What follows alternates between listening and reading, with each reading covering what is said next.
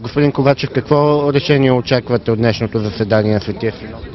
Аз се надявам да поемеме Българската православна църква, да поеме протегната ръка от страна на нашите братия в Република Македония и наистина заедно, както в политически, така и в духовен контекст, да забравиме това, което ни е разделяло в миналото, да го помниме, никога да не го повтаряме и да вървиме заедно напред.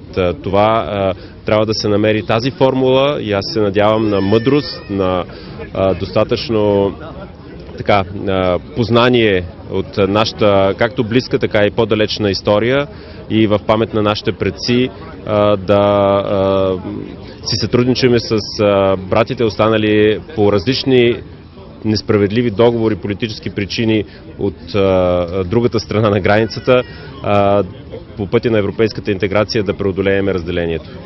А защо трябва да поемаме тази протегната ръка?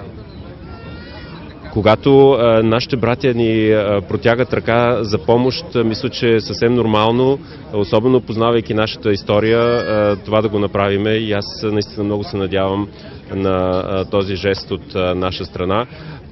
Най-важното, което е европейската интеграция, е единственият инструмент, по който може да преодолееме разделянето, да преодолееме всичките ужаси от миналото, войни, омраза, насаждане на дискриминация, несправедливост. В началото на режимите, знаете, имало и огромни насилия срещу всеки, който се е представил за българин.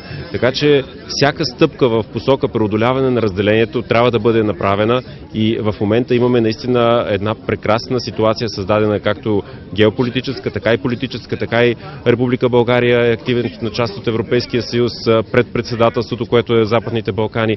Всичко изглежда много в добрата, в положителната посока и тази стъпка, която се надяваме днес да бъде направена, също ще затвърди тази посока и ще имаме, разбира се, подкрепата, ще увеличим и подкрепата в македонското общество, в Република Македония.